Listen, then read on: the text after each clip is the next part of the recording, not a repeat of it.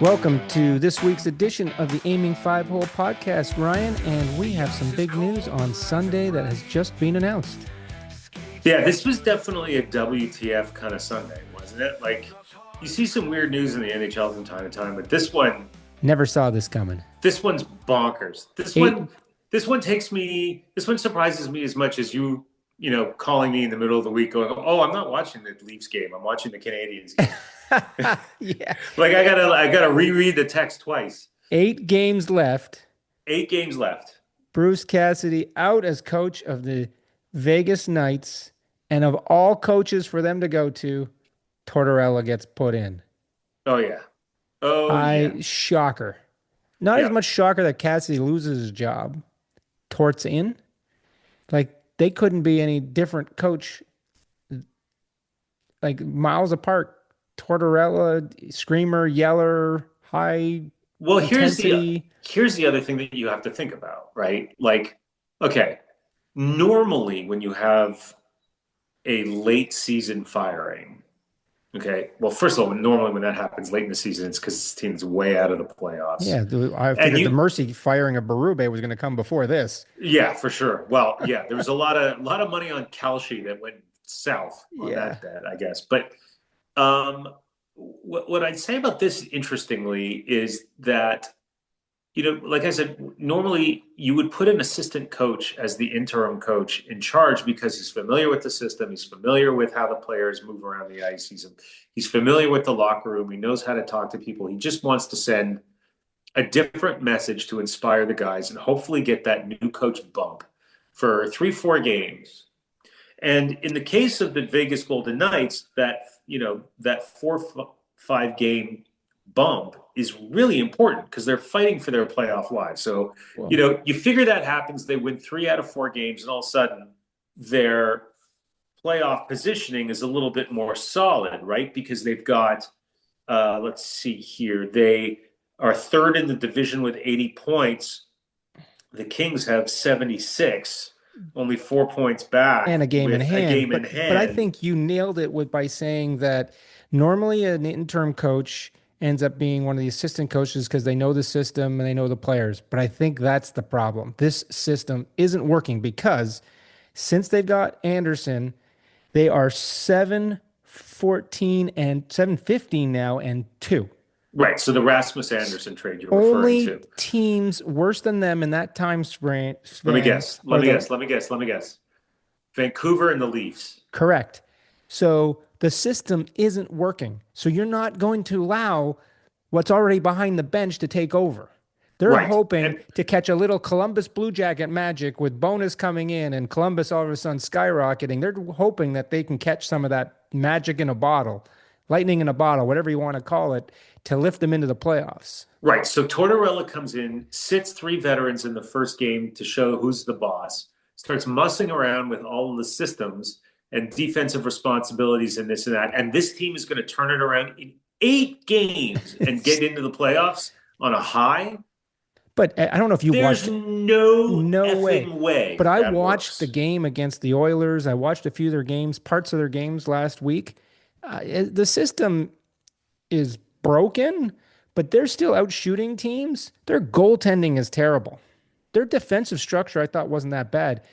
Hill is terrible in net, and they got no shot unless they get better goaltending. And they haven't scored. If you were right now, you're Eichel or you're Marner or Stone or some of the other guys on the team, what are you thinking? They're bringing in this guy that's going to start whipping you with 8 games to go? Stone will take that beautifully. Stone will play for anybody. He'll put himself through a wall for anybody. Mitch Marner with Tortorella is going to be a disaster. And guess what happened in the game against the Oilers on was it Saturday or Friday night? I can't remember which night it was. It was a playoff style intensity game, lots of physicality. Guess who went missing? Oh yeah, Mitch Marner went missing. Yeah, and that'll completely invisible in that game. That'll get him benched or 10th. He under Torts, he will be like the next Matvei Michkov when he gets benched every other game. Here's what I'm predicting. Okay, at best, they put their first round match up to 7 games, but they're going to lose it. They're Yeah. not going to win their first round. So here's what I'm going to say, and I'm saying this for the record now. If the Vegas Golden Knights make the conference finals in the Western Conference, I will buy a pair of those hideous gold gloves that they wear.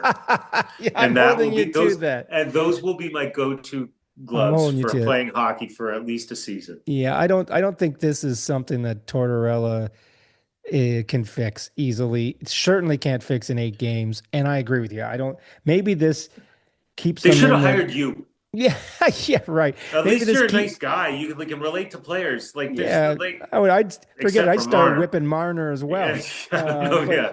this might You get can them to pretend challenge. though. Yeah, this might get them to challenge Edmonton for the second place in the Pacific. But I agree. This doesn't get them past the first round. This could end up being a complete disaster, and this might get them out of the playoffs completely. This absolutely. You know what? I was thinking this move could be the move that takes LA's third round pick that goes to the Leafs for Scott Make it a Laughton and second. turns it into a second. Yeah. Hey, if they do make it and this happens, can we go and ask them for a first? Yeah, Yeah, yeah. It's just crazy. it's the story of how John Tortorella got a better draft pick for the Toronto Maple I Leafs. just think McKinnon went, oh my God, we are playing such bad hockey. 3-5-2 in the last 10, giving up way too many goals. Is seeing what's happened in Columbus with bonus, and he went, I got to do something. I know there's 8 games left. I got to turn to somebody and see if I can light a fire under these guys because we got nothing. Right. And so what he did was he was in a boat that's taking on water. Yep. And he pulls out the flare gun because he's got a desperation move, and then he fires it into the bow of the boat But and makes another hole in the boat. here's the problem. If this goes as badly as it could, does it ricochet and hit him in the offseason? And he's gone. Could be. And the interesting thing is some of the articles suggested, whether it's right or wrong, I don't know if it's true or not, that Tortorella was only named interim coach. This isn't necessarily a long-term solution. Of course, it's not a long-term solution. Well, Nobody it could wants be a John year, Tortorella might as a be a long-term year coach. solution anyway, but still. I think it's a 3-week solution. Yeah, well, unless the miracle does happen, they get through to the conference final, and then they go, okay, we'll give you the reins for another year or two until I he think they until get. he I think if he loses the gets through to room. the conference, I think if he gets through to the conference final, there's still a decent chance they don't even offer them the job. I, He's a I, relic. yeah, I still say it's going south, and it could go. I think it's better than 50% odds that it goes the other way. It goes south, So, and and they don't even make the the Kings playoffs. take them, and they don't make the playoffs at all. Yeah, And The as a Kings, Leaf and the fan, Seattle I Kraken. will throw a party Oh God, would you to ever? watch Mitch Marner miss the playoffs. I don't know I don't know what's going to be more fun to see Mitch Marner miss the playoffs or for him to lose again in the first round. I'm not sure which would be more satisfying. I think it'd be not to make the playoffs. I mean, well, But I'm wouldn't it sure be you more guys play satisfying golf. to I'm sure you guys play have them golf with make the the same playoffs, courses. him lose in the first round? You go, look at what happened again. He couldn't do it, and he disappeared in the playoffs again. Yeah, yeah. Well, he disappeared so much he couldn't even make the playoffs. Yeah, That's even maybe, better. maybe. Ugh, what a mess. Ugh. What a mess. I Let's can't. talk. I've never seen. I did not think the Vegas Golden Knights had a panic move like that in them. No. And wow. Wow. But we were talking about this before we went on air. Um, Knights aren't playing very well right now, but if you look at the complete Western Division conference, the whole conference isn't playing very well right now. They're all kind of cold. Nobody but St. Louis is more than What, 50 or 500? one game above 500. Like everybody seems to be in a bit of a slump right now. No one seems to be hitting the gas. Everybody seems to be caught in neutral. Maybe it's because for the most part, the Pacific, the Central Division is really a chase between two teams in terms of second and third and home ice. Colorado's kind of out there. Pacific has been a mess all year.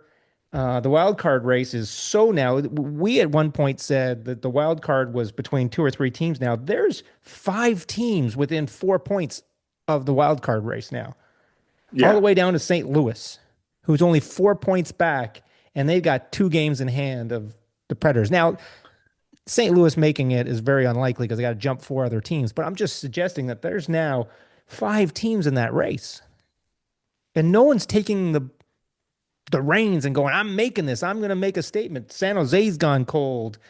Seattle's kind of gone cold, even though Bobby McMahon has scored 7 goals in 8 games since moving over there. So no one has really taken the Well, reins and gone, we're gonna take over this. is it possible that all of these teams in the back of their minds are saying, we're crap, but Colorado, everybody Dallas, else, but Minnesota have kind of got this. Let's just right. But if we want to make the playoffs, like we're crap, but everybody else is crap. yeah. Like we can be down, we could be tied in the third period and have no incentive to try to get the extra point in regulation time because it's like as long as we get a point out of this, we're still in the thick of the playoff race because Yeah. nobody else is winning either. Well, I feel like psychologically there actually could have that happening. true. There's so many 3-point games happening too right now because of overtime and the shootout. The last 10 minutes of a meaningful hockey game in the last 3 weeks have been boring AF. Yes. Like Yes. it's like nobody wants to make a mistake. The only exceptions that have been to that is when the Canadiens were playing the Western Conference teams and decided to turn it on in the last 10 minutes and then absolutely crap the bed. Your comeback kids. Your comeback kids. Well, they weren't comeback kids then. They were giving up Yeah, important true. goals. But but since Yeah. then, we'll talk about them in a bit because So I'm all smiles about them. yeah, Right so if we had to make a choice now, we keep doing this every week, say eventually we're gonna stop now. I making know. these predictions. Uh, if this goes bad, I think the Kings are going to get in there, and I think I think Vegas the might Kings just will play 500 hockey and yeah, get into the yeah, playoffs. yeah, it's possible. It's just And if they are the second, well, Another Oilers Kings first round. if it could be, oh my God, if they could catch Vegas and like play the Oilers in the first round again, it would be great. But that's the only way they But I don't think that series is going 5, 6, 7 games though. no, no. It's going to be the battle of who gets beaten by Anaheim in the second round. Yeah. Although Anaheim, well, they're 6-3-1, so they're not playing too terribly. Edmonton's played No. okay lately. They seem to have, even without Draisaitl, McDavid has put the team on his back a bit. Hyman's the third or fourth highest scoring player since the Christmas break. Um, yeah, it's going to be interesting down the stretch, but I'm still the East is way more exciting in terms of the races and the tightness of this thing, in terms Yeah. of how many things can shift and change between all the divisions right now. Everything's up for grabs, really, except for the Metropolitan Division, where the Hurricanes Carolina's, seem to be yeah. so far out in top of everybody. Everything else is up for grabs. Like Yeah. the Atlantic Division, all three positions, the wild card race is completely up for grabs, and there's four teams that could still grab one of those and could leapfrog and knock people out. It's so interesting in the East that, let's take Montreal, for example. They lose a game, they drop, from third in division. They could drop right out of the playoffs, right? So it's Yeah. just Well, not at this point. not at this point, but, Not after winning 5 in a row. but the Penguins could. The Penguins the could drop. Penguins could. So could New York. New York did last week after we had this conversation. New York was on the outside looking in. Now they're second place in the Metropolitan Division. So it's so much change that can happen. It changes so fast. Yeah, But absolutely. you talk about a second round matchup between Anaheim and Edmonton. Okay, that's a second round matchup in the NHL playoffs, the greatest hockey tournament on earth. The teams in that tournament should be beyond reproach. Yeah. They have given up the same number of goals this year as a team in their 73 and 74 games, respectively. There is only one team in the entire league that has given up more goals than those two teams that are going to the playoffs. Do you know who that team is? In the playoffs? No, one team in the whole league. Oh, that's given up more goals? More goals than the Anaheim Ducks and the Edmonton Oilers. It's the Rangers, probably. It is the Toronto Maple Toronto Maple Leafs. I just don't want to say my own Leafs. It's so bad. Even So the bad. even the Rangers have given up 9 fewer goals than those two Well, teams. let's talk about the Leafs right now. And before we get to your Habs, I got some questions for you on the Habs. Okay, yeah, you're Let's gonna just grill me talk this about the week. Leafs You're for gonna a grill me this second. week on the Habs because I'm always so conservative in Yeah, my let's so talk. let So let's just talk about the Leafs for a second. I okay, have come around, and you and I have had this debate for weeks about what the Leafs should do this year, the rest of the season. I have yep, completely cemented myself in the opinion that it's time to throw the anchor. It's time to tank it up, and this is our best chance at keeping a top five pick in a draft that seemingly is deep in the first round of defensemen in the 2 to 10 slot, 2 to 6 slot, but our protection's only top five. So we got to drop, whether it's completely into the top five or lottery into the top five, and try and get yep. that slot because I think, you know, whatever you got to do is this is the best year to start to replenish that stockpile. And whoever we get, if we get, let's just say we get lucky, we get to the fifth spot and we Uh-huh. claim a defenseman that has some pedigree. They're not going to be, um, Schaefer type pedigree, but that next level down could be that could help you next year. And you're not going to turn around. We're not going to be competitive next year, but at least 2 years from now, we're going to start to take those steps along with the other draft picks we've gotten in the second round and the third round that we could have. We're going to start to stockpile some players. You might get a player that can actually start next year, maybe still not make a big impact, but actually be in the lineup. But if we wait another year and we give Boston a top 10 pick or a 6 to 10 pick, we're going to caught in this rut that we're not going to get out of.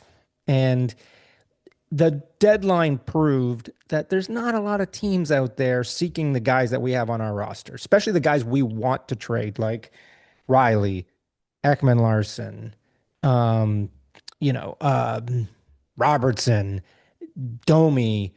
Those players are not highly sought after. The four guys that probably would give you the biggest return are the four guys you're not trading. You're not trading Matthews. You're not trading Nylander right now. You're not trading Nyes. You're not trading Cowan.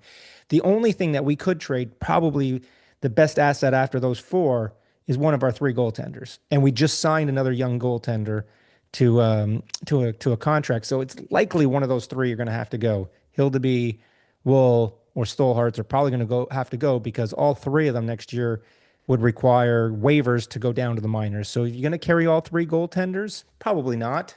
So you're going to have to offload somebody. Maybe that delivers you a really great asset or sets of assets or a draft pick. But I think it's time to tank. And I think that what Florida is doing is exactly that. They lost today 3-1 to the New York Rangers. And did you see they had an all-star line not playing? Yeah, yeah, Reinhardt, they're Bennett, tanking, Rodriguez, Lundell. You tell me all four of those guys are injured? BS. but they're tanking as a retool because they know they're getting Barkov back next year. Yes, they're But not so losing but anybody next year. they're So not you're losing right to anybody your next year, and point. they've done great cap management to be able to keep all of those people, and they can get a terrific draft pick in order to keep that going, and have one asset for the future because otherwise they don't have a first round pick until 2067. Like they've really just sort of emptied the cupboards. But the play for them is clear. The play for the Leafs is not clear, and this is what I was I grilling disagree you with about. you. I This is what disagree I with was you. grilling you about before because I the Leafs, at least publicly, and I think where you're coming out on it is a little bit more clear.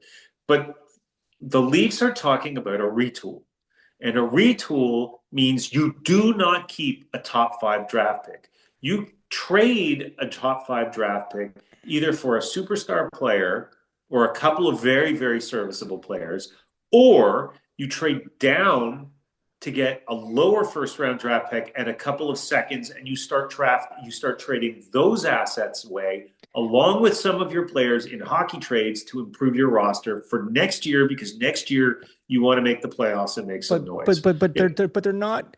Look at even if they make the playoffs next year and they can turn it around a little bit, I still think they could do it by tanking this year, getting a draft pick, and doing some of what you're talking about by trading OEL, by trading Riley. They might have to scoop up some of his salary, trading a goaltender. I think they can still do that and keep this year's draft pick, because I think what you're suggesting is and trading young assets or taking a draft point, getting a higher draft choice, trading that for another draft choice or whatnot, is how they've gotten to this predicament now. They've No, traded no, away what they've done future assets, and for the guys young they've for gotten in veterans. return have not worked. Right. And what I'm saying is do what Montreal did. Stockpile some, trade away some assets to stockpile draft picks, and then trade those draft picks along with young prospects that have already proven themselves a little bit. See, that, to me, that's a And retool as well, just a and retool under a different so, disguise. okay, I'm so not a now retool, I've a cornered rebuild you. under a different disguise. Now I'm cornering you into saying this isn't a retool, this is a rebuild. And if this is a rebuild, then you have to seriously think about trading Austin Matthews. I think that the conversation has to be had, but I think that if you get the top 5 pick this year, that top 5 pick seemingly, okay, you're right. It's not, has showcases that they have some future ability to help this team in maybe not next year to the degree that you need to be, but maybe the year after or the year after that. Then Matthews is going to go, okay, I can see if I can stick around here for 5 more years, I can see us being highly competitive again and doing some of the other things that you've talked about and bringing in other assets that we can be competitive. But And who I cares don't. if he wants to do that? But you're right. Part of the theory might have to be we trade him. But here's the issue of why they're not tanking this year. Is I think is why they're not tanking is that it's not clear from Leaf management, and I'm talking about MLSE management, Pelly and the people above him, Yeah, by the haven't way, given a Pelly, by the way, Pelly clear. coming out by the way, Pelly coming out and saying, I'm going to talk to people within the team Oh, and he's been people talking to within them all around the season. Yeah, league. It's like, why don't you just duh. walk around it? Why don't you walk around and tell people you don't know anything about hockey? Yeah, Like what a dumb statement that was. And I'm sure Keith's a great guy and yeah, I'm he's a sure, great guy. yeah, but But like, wow, that was just a tone he, deaf type of thing to say to the well, Toronto he's just scrambling hockey. at this point but the problem is that nobody seems to know, and Berube is sitting there going, I don't know I know the writing's on the wall. I'm going to be gone, so I'm not doing you any favors and tanking and pulling guys out of the lineup and whatnot. And Trey Levin's obviously not telling him to do that because he's not getting the word from the above that he's going to be safe. So he doesn't want to tank because if he ends up losing his job in the offseason, he wants to finish the season strong to say, hey, look, this team wasn't that bad. It wasn't just me. I just didn't kill this team. There was other factors around it. No, So he killed the team and killed himself by saying some of the things he said to the press. If I'm yes, a general manager, and I'm not, but if I'm a general manager, anybody who says, I don't know what happened, you better ask the guys on the team. absolutely. Never hiring that guy. No, Never hiring that no. guy. It's been a Because you will disaster. never get the trust of your players that way. The slate needs to be cleared. You can't let Trey Levin or Berube go through the draft and start down this next path because the team that Trey Levin put together that I think Berube wanted, there was 2 problems for it. The players that he got didn't fit that system, although he Yep. thought they did, or 2, the players that were already there didn't want to play that system, and it's quite clearly they haven't played that system. So, this team was supposed to be harder to play against. But we're the biggest team in the league. Biggest team in the league. They turned out to be the slowest team and the worst team in their own end. So I know people have laid it at the feet a little bit of a goaltending. The goaltending's not been that bad. It's actually been pretty good considering they've spent more time in their own zone than any other team in the league. And the amount of high percentage shots from high goal percentage areas of the ice they've dead last in that spot in terms of giving it up. So you can't lay this at the feet of the goaltending. This has been just a complete structural team, personnel, cultural, call it what you want, disaster. End of Yep. story, period. Let's move on. Yep. Let's get to the Habs. Okay, let's get to Let's the talk Habs. about a happy slot because it might come down to the Habs and the Oilers of Canada bringing back the Stanley Cup. So let's Yeah. try and get the Habs there. I got a Okay. question for you that I've asked you every week, and every week your answer changes. No, Playoffs start tomorrow. well, my my answer has changed. I know what question you're coming with. My answer has changed, but what you thought the answer should be has never been the answer I've Right. given you. So ask me the question again. So playoffs start tomorrow. Who's starting in net? Now let's remind everybody that 2 months ago I said this to you. You said Montembeault. Montembeault hasn't played since then. Then the last time I asked you, you said Fowler because Fowler was playing great and he's still playing well when he's in there. Dobish, all of a sudden, rookie goaltender, now has 25 wins on the season, set the rookie record for Montreal, beating Carey Price's 24 games in a rookie season. Who's starting for your Habs in the playoffs in game one? Okay, so I feel like one of our few Do you have tap listeners. shoes on? Because I feel I like don't. you're gonna start tap I'm dancing. not tapping. I'm actually. I feel like one of our listeners might might be a writer or a commentator for the Canadians because ever since I said that Jakob Dobas seemed fragile to me,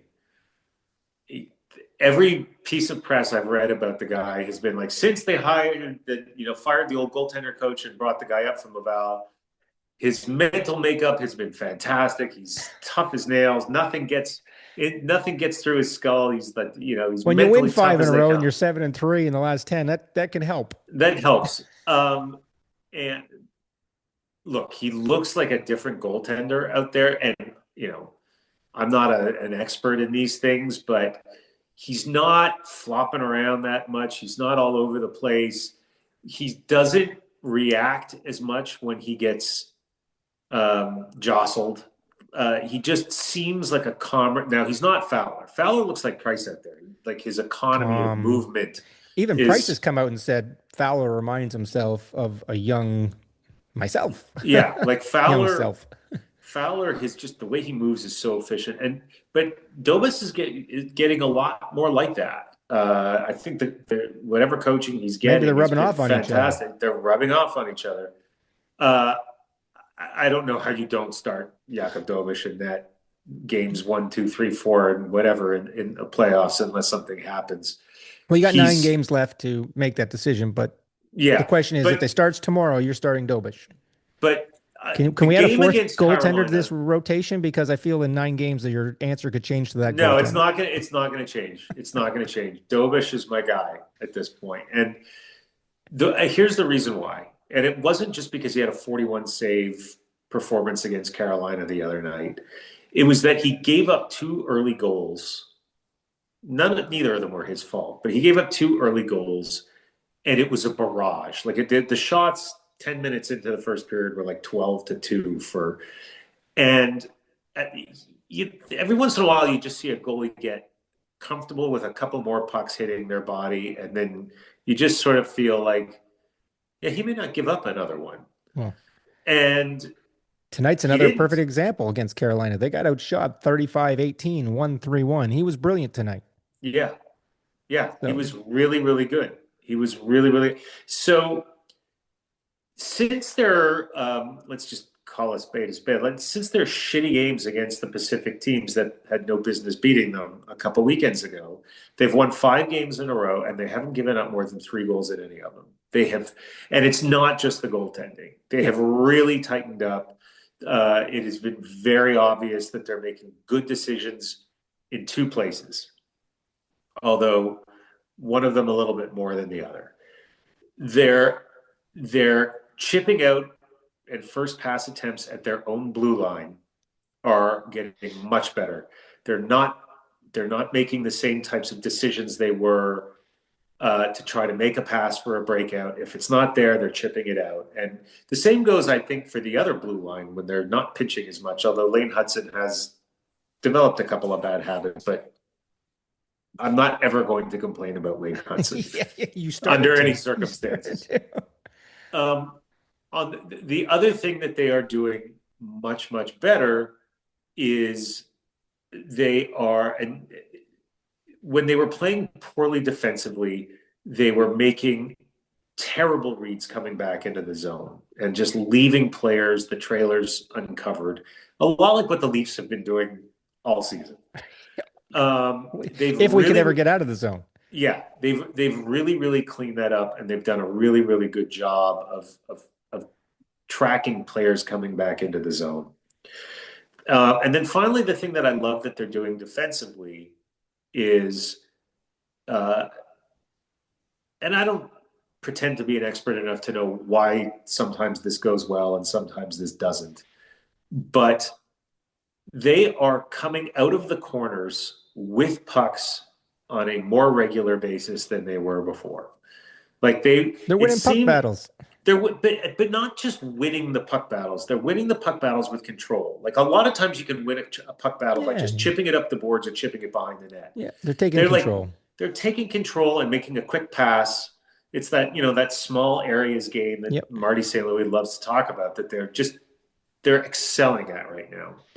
And then the other thing that needs to be said, um, is that in the last few games, the the former second line and now again second line of Newhook back from injury, Kapanen and Davidoff have been unbelievable, and especially in the game yesterday against Nashville, it was like watching a junior AAA team play a Pee Wee team in the offensive zone. The way they were passing the puck and moving into open space and essentially keep away until a perfect shooting opportunity came across was mesmerizing. And it pissed off UC Saros so much. He was getting so upset. Like every goal he gave up, he was whacking his stick across the goalpost because these guys were alone. They were Yeah. every time they got a shot off on him, there was nobody within 5 feet of them because these guys were just Yep. sticking and moving, sticking and moving. It was beautiful to watch. Okay. And if Sorry. Demidov continues to play the way he's playing He's been now, fantastic year. look, he's not winning the Calder, No. but he could he could be, He like a top five scorer in the yeah, playoffs if they move he's far in the enough. conversation for the Calder, but I think No, it's Schaefer's. It's Schaefer's done this Schaefer's. year, and Senekny Seneke, sorry, and Seneca. It's Seneca. Beckett Seneke. Seneca. Yeah, you're going to Seneke. have trouble with that one for Yeah, a decade. he's fantastic, and he's had a great season. So it's coming down to the three of them in my mind. But here's another question for you. Okay. With the playoff positioning currently and the points races where they are, Yep. there's likely only three teams that the Habs could likely face in the playoffs. Yep. Buffalo, Tampa Bay, in the first round I'm talking about. Buffalo, Tampa Bay, Yep. or Carolina. You Yep. just beat Carolina again tonight, Yep. and you've now swept the series 3-0 on them on the year. Who do you wish for in the first round of the playoffs? Anybody but Tampa. Anybody but Tampa. Why? Anybody but Tampa. Why? Because Vasilevsky can steal a series. He could. Here's the Vasilevsky can steal a series, and there's something about. I mean, Kucherov is Kucherov. He's like a top three player in the world. and they But missed there's Kucherov today, and they won. They also missed. They don't have Hedman right now. they don't have Hedman, and whatever he's going through, I Yeah, hope let's hope it's okay. I hope he's okay, and his family's okay. Because when they say personal reasons, it Yeah, often it's it generally a involves family family issue. thing. Yeah, but there's the guy who scares me the most in that team in the playoffs, other than Vasilevsky, because he scares me the most, is Braden Point. That guy just finds a way in the biggest moments to do things. And so, with all of the playoff experience that team has against a team like the Canadiens, who have got 5 games of playoff experience essentially, other than when they went to the finals with a few of the players that they have now, Right. uh, they make me the most nervous. Well, I think Buffalo is an excellent team. They're a big team. They are an extremely confident team, and they've added a lot on D at the deadline. So yeah. you got to be worried about them. But I think Montreal's speed could be a problem for them. Right. Yeah. Yeah, absolutely. Here's two other. I'm going to make one other comment, and I'm sure you don't want this to happen. We don't have a discussion on it because it's an interesting thought. If you want to avoid Tampa Bay, whether that's the first round or the second round, there's a way to do it. You guys drop to a wild card spot and end up playing Carolina in the first round. You end up in that likely the first wild card spot. If we think Tampa Bay is going to win the East, Yep. Carolina comes second. You play Carolina in the first round. If you can beat them, then you stick in the Metro Division for the second round. And you play, if it was right now, it'd be New New York York or Islanders, Pittsburgh. Pittsburgh, or the Jackets. So that could be a more interesting way for the Habs. You don't want them to teeter with not making the playoffs and drop to the wild card, but that could be an interesting path for them, an easier path than having to play Buffalo or Tampa Bay back to back. Or Absolutely. in But either order that happens to happen. absolutely. And that is stuff for you and me to talk about. Yes. But I can guarantee you Yeah. that Martin St. Louis would Doesn't want that prefer to happen. doesn't want that to No, happen. I guarantee. He wants them to win every game between now and the end of the Absolutely. year and go into the playoffs, firing on all cylinders. Absolutely. And so what he has the team thinking of is, look, we may not catch Buffalo or Tampa, Yeah. but there's nothing wrong with trying. Absolutely. Keep hot. We've talked about this. You want to go into the Yes, you want to go into playoffs the playoffs hot. riding a high and playing well. You don't want to have self doubt. But you brought up an interesting topic because Tampa Bay could be really dangerous in the playoffs. The only other team that's had the volume of injuries that the Florida has is actually Tampa Bay because they've gone long stretches this year without Hedman. They've gone long stretches without Vasilevsky. Kucherov has had some injury problems. Braden Point has had injury problems. Um, what's his face that was supposed to be on Team Canada had injuries, but they've lost Hagel, a. Sorry, Hagel. Hagel lost. They've lost a lot of man games to injuries for top six players, top goaltender, top defenseman. We've talked about the Jack Adams Coach of the Year award and handing it to Lindy Ruff or to Bonus. I think you got to put Cooper in that discussion because what he's done in keeping this team competitive and playing in the Eastern Division where it's been so tight and so competitive, maybe Cooper needs to be thrown into that discussion. I think, and I don't think what I'm about to say is terribly controversial. Regardless of how good or not quite as good Tampa might be every year, any year in which John Cooper is not a finalist for the Coach of the Year, the Jack Adams Award, is a travesty. Right. He is He's fantastic. he is the best coach in hockey, Yeah. and I don't think it's particularly close. No. His players love him for the amount of time that he's been doing it. For him to still have the ear of that room and the blind loyalty of his players It's fantastic. is fantastic. And by the way, he doesn't do it through fear. He's not a Scotty No. Bowman type. Like, He picks and chooses his spots where to go nuclear. You yeah, see it sometimes behind the bench and he's gone nuclear and you go, you know what? That was the right spot. That was the right time. He needed yeah. to do that. But you're right. He's a thinking man's coach. He's methodical. He always has the respect of the players. He always seems to push the right buttons at the right time. And you're right. He needs to be in that conversation. And I'm still And he's the giving it best. to He's I'm the still best giving coach it to Ruff interview. or to Bonus because of Bonus. what they've done. But he's got to be at the top. He's got to be in that top three right now with what he's done with that team when the injuries they've had this year to keep them as competitive they are and likely the best team in the East or one of the three best teams in the East. That's fantastic. Yeah. Cooper is also the best interview of any coach in Yes. the league. Well, So, Maurice is pretty good from a fun yeah, perspective. that's true. I don't want to He's forget got about some good Maurice. quibs there. He comes out with some good lines. Yeah, yeah, for Yeah. sure. Yeah. Did Maurice like break a record of most or pass somebody in the career Yeah, wins there's thing this week? a He's thousand like in wins. Yeah. he's like in the third place now in Yeah. all-time wins or Quinville's something. also gone over a record as well this week. So, Yeah, he but got 1,000 wins or something this yeah, week. Good for yeah, him. yeah. All So, right. Well, I think we got to wrap it up. yeah, I We think so. are The one thing, well, we always sort of talk about what you're looking forward to this week. I'm going to go first because okay. I'm looking forward to Monday night's game, the Leafs in Anaheim. First game facing Anaheim since Gudis the is playing. Gudis' hit on Matthews. Now, there's some interesting twists to this whole thing for tomorrow night. Yep. Gudis on Saturday didn't play because on Friday night he got hurt and hurt his ankle, and he was seen in a walking boot. However, on Sunday, he came out in social media and in the press and said, I don't care what my state is, I'm answering the bell and I'm playing this game. Good for him. So, which is great for him. It's going to be interesting to see what Leaf, if he's now Anaheim, obviously in the position they are for the playoffs, challenging to win the Pacific, the team might have a different point of view. He's our captain. He's one of our top 4 defensemen. We need him healthy and rested for the playoffs. We don't need him doing something stupid. Who challenges but him? if you're the coach or you're the management of that team, do you let him go do that? Who cares what he had his No. whether we believe or not the suspension was rightful? Do you send him out there to do this? Or yes. Okay.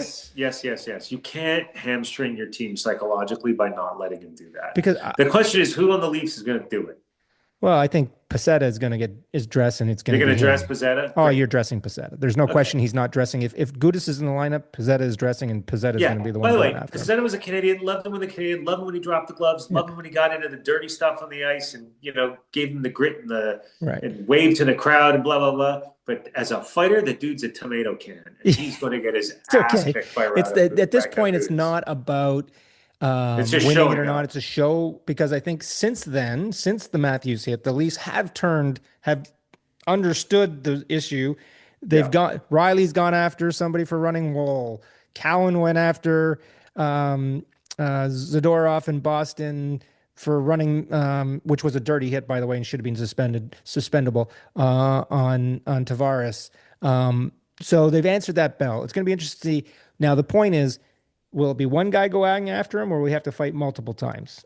Is it one and done? It's just one and done. It starts to look ridiculous after one. Yeah, I agree. Because then the Leafs look like the Leafs have nothing to lose, though. Yeah, but the Leafs if you do it more than once, then you look like you're performing. Okay, great. Yeah. Well, that's what I'm looking forward to this week. Tomorrow night, Monday night, what are you looking forward to? To me, it's easy. It's Tuesday against the Canadiens are in Tampa. That's what I'm looking forward to. They come out of that with their 6th win in a row. I'm starting to get a little excited. Look at that. When's my hat showing up, by the way? Am I going to have it for next weekend? You'll have it for the playoffs. There we go. You'll have the hat for the playoffs. Well, it's going to be interesting. We'll see what happens tomorrow night. I'm sure we'll be on all over, texting back and forth and watching. And we'll see you next week on the Aiming 5-0 podcast when we make new predictions. Have a good week, Brian. Just revising all the ones we got wrong. Have a great week. Talk to you later. Bye-bye. This is hockey, the heart of the